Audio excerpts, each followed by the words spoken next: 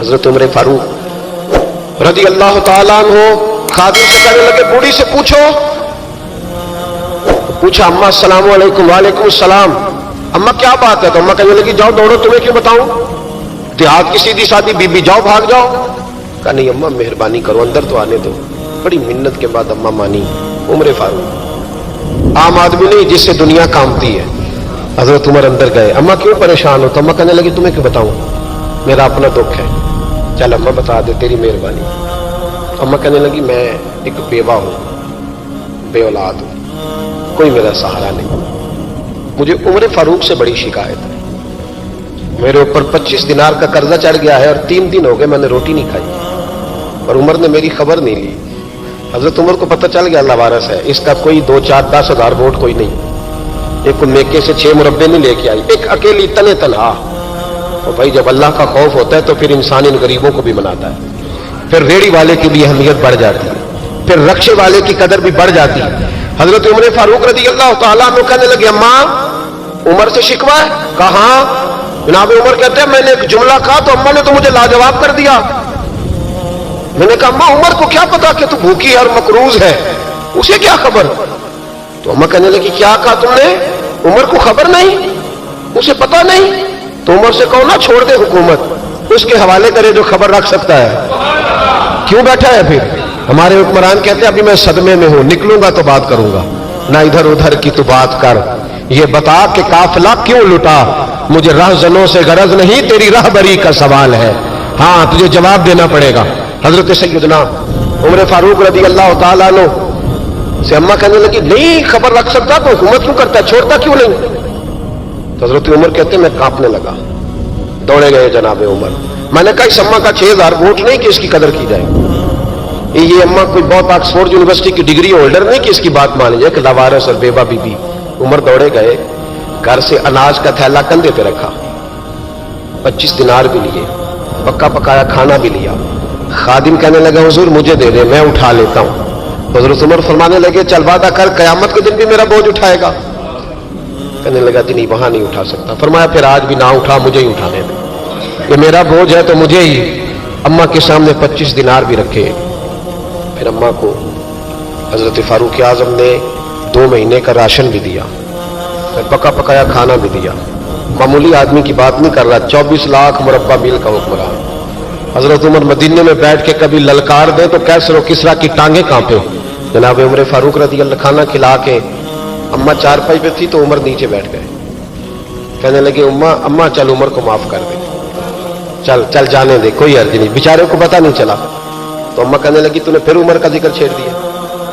بیٹے میرے گھاؤ بڑے گہرے ہیں, میرے زخم بڑے سخت ہیں, کلیجہ پھٹے تو تجھے دکھاؤں کتنی تکلیف میں ہوں.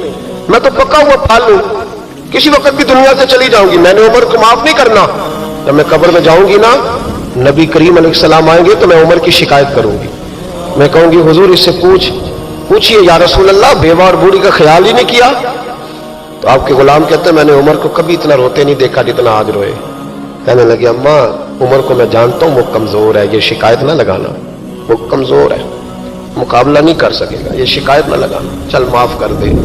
تو اماں کہنے لگی اچھا تو مجھے کچھ اچھا لگتا ہے, جا تیری خاطر عمر کو معاف کیا, تو پیارا لگا ہے, جا معاف کیا, تیری خاطر معاف کیا, تیری خاطر عمر کو معاف کیا. حضرت عمر فاروق کہنے لگے مجھے لکھ کے دو. کون اتنے جتن کرتا ہے, کون؟ کسی سے کہنا جا اپنی اماں کو منا لے, تو کہتے ہیں نہیں نہیں میری غلطی کوئی نہیں, تو مناؤ کس بات میں, ہمیں تو 20 دلیلیں آتی ہیں. جا ابا کے پیر پکڑ لے. پتہ ہے نبی پاک علیہ السلام نے فرمایا جس کا باپ راضی ہوگا اسی کا اللہ راضی ہوگا, اور جس کا باپ ناراض ہوگا وہ سارا دن وظیفے پڑھے, اس کا اللہ راضی. یہ ابو داؤد شریف کی حدیث ہے. نبی کریم صلی اللہ تعالی علیہ وسلم نے جو اپنے غلاموں کی تربیت کی, تو حضرت عمر فاروق کہنے لگے لکھ کے دو, لکھ دو. تو اماں کہنے لگی آپ لکھے میں سائن کر دیتی ہوں, آپ لکھ دیں میں سائن کرتی ہوں.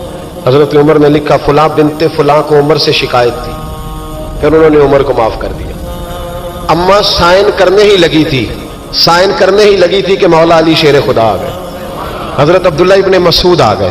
اوہو عمر یہاں بیٹھے ہوئے ہو, میں سارے مدینے میں تلاش کر رہا تھا, یہاں بیٹھے ہو, وہ کچھ لوگ ملنے آئے, نکلو.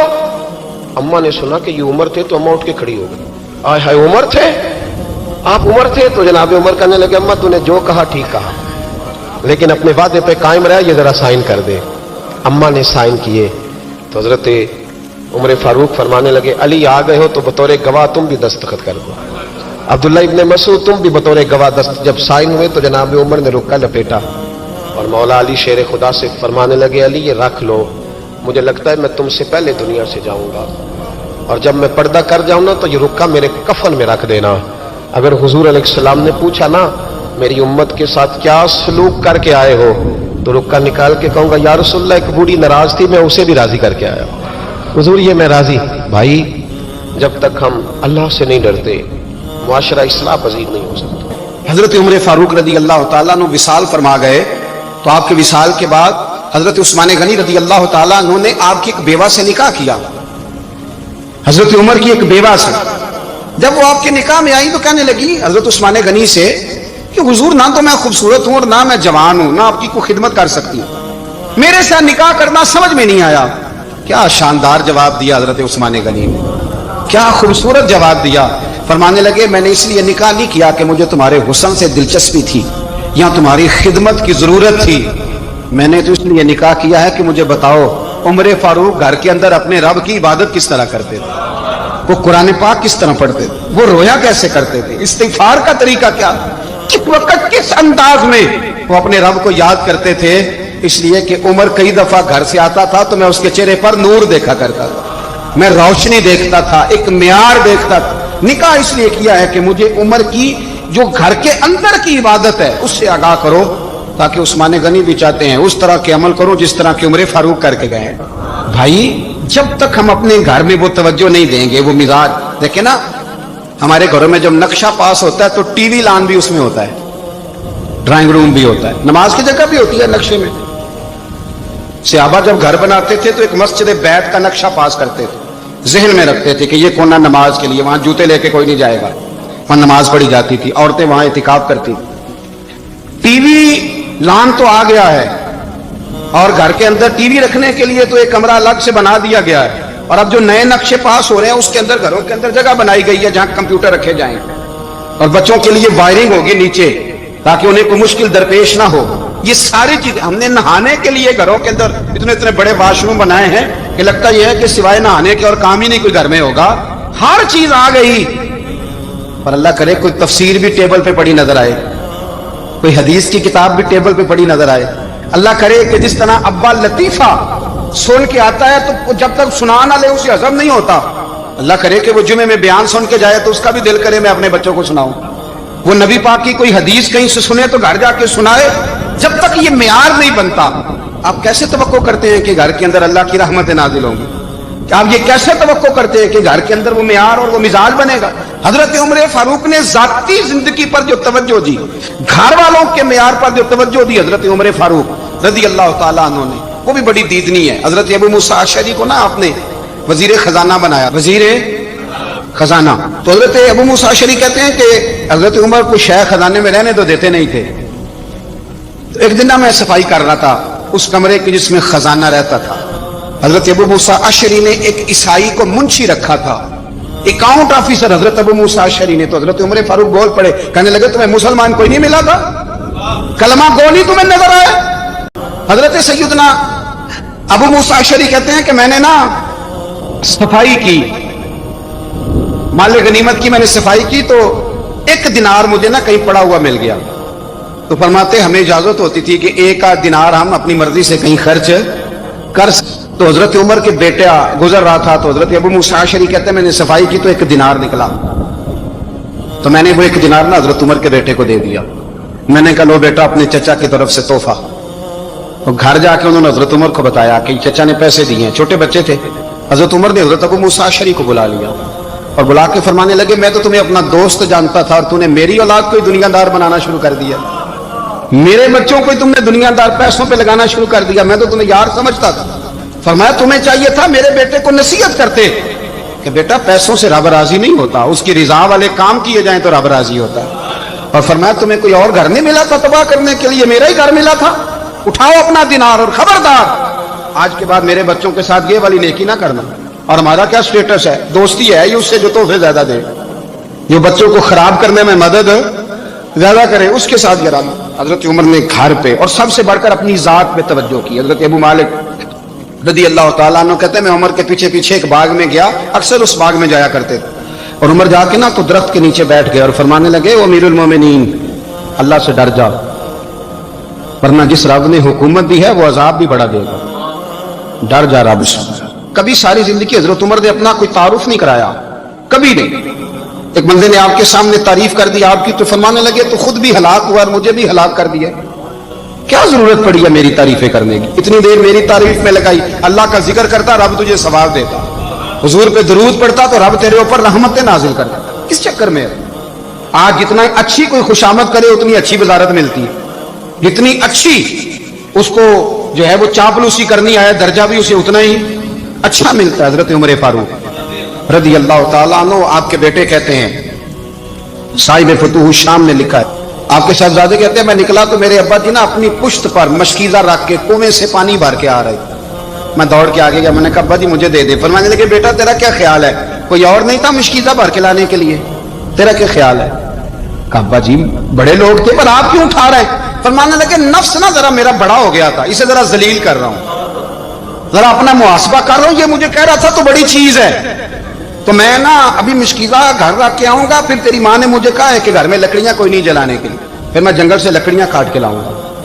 اب میں امیر المومنین بن کے نا تو میرا نفس تھوڑا بڑا ہو گیا. اب یقین کریں ہمارا ہاضمہ خراب ہو جاتا ہے جب تک ہمارا تعارف صحیح نہ ہو, ہمارا تعارف ٹھیک نہ ہو. میں یہ ہوتا ہوں, میں وہ ہوتا ہوں, چھوڑ مٹی دیں تے مٹی رہنا ہی, مٹی دیں تے مٹی دیں تے مٹی رہنا ہی. ایویں کادی بلے بلے اج مٹی دے اتے بندیا تے کل مٹی دے تھلے, مٹی دیں تے مٹی رہنا ہی. کادی بلے مجھے پوچھ لو, مجھے جان لو, میرا نام لے لو, میں بھی آیا ہوں, میں بھی ہوتا ہوں, میرا بھی یہ تذکرہ ہے. میں بدکار پرانا خادم کسے در ملی نہ ٹوئی, اے تے واصف یار نے نظر جو کی تھی تے واصف واصف ہی ہوئی. یہ تو بڑی بات کی بات ہے, تو بات کی بات ہے صاحب, ورنہ من نانم کے من نانم, جو ہم ہیں اس کا ہمیں پتا تو ہے نا. یہ میں نے ضرور سنا دوستو, ساری زندگی حضرت عمر نے اگر دوسروں کا محاسبہ کیا تو اپنا اور اپنے بچوں کا بھی کڑا خیال رکھا, اپنی ذات پر بڑی توجہ دی. جو لوگ اپنا بھول جاتے نا, ہمیں اپنی صحت کا بڑا خیال ہے لیکن اپنی روحانی زندگی کا کوئی خیال نہیں ہے, قلبی زندگی کا کوئی تصور نہیں ہے. آپ یقین کریں موٹا آدمی کمزور ہونے کے لیے جدوجہد کر رہا ہے, کمزور طاقتور ہونے کے لیے, لیکن جس کو کتنے دن بیت گئے اللہ رسول کی یاد میں رویا ہی نہیں, کتنے دن بیت گئے نہ سننے کو دل ہی نہیں چاہا, جسے مہینوں بیت گئے اور قرآن پاک کی طرف نظر ہی نہیں گئی, وہ فکر مند ہی نہیں. زندگی زندہ دلی کا نام ہے, مردہ دل کیا خاک جیا کرتے ہیں. بھائی حضرت عمر کی زندگی دور حاضر میں ہمیں یہ سبق دیتی ہے کہ کڑی نگرانی رکھو اپنے پودوں کی, کڑا خیال رکھو اپنے ذاتی باغ کا, اور یہ جو تمہارے دل کی دنیا ہے یہ تمہاری روح کی زندگی ہے, اس کا محاسبہ کرتے رہو. نبی کریم علیہ السلام نے فرمایا اپنا حساب خود کر لو قبل اس کے کہ تمہارا حساب کیا جائے. اپنا حساب بولیے, اپنا حساب. ہم ساری دنیا کا حساب کرتے پھرتے ہیں, کوئی کہاں سے کماتا ہے کہاں کھاتا ہے, پر اپنا حساب حضور نے فرمایا حساب کر لو قبل اس سے کہ تمہارا حساب. مولا علی فرماتے ہیں نماز پڑھ لو قبل اس کے کہ تمہاری نماز پڑھی جائے, نماز پڑھ لو قبل اس کے کہ تمہاری. اپنا محاسبہ کریں, تھوڑا سا نا اوپر دائیں بائیں دیکھنے کی بجائے تھوڑی سی گردن جھکا کے نا. درویش کہتے ہیں برے بندے نو میں لبن ٹریا تے جگ تے ملیا نہ کوئی, اپنے اندر چاتی پائی تے میتھوں برا نہ کوئی. تھوڑی سی نا, تھوڑی سی اپنی طرف توجہ دیں.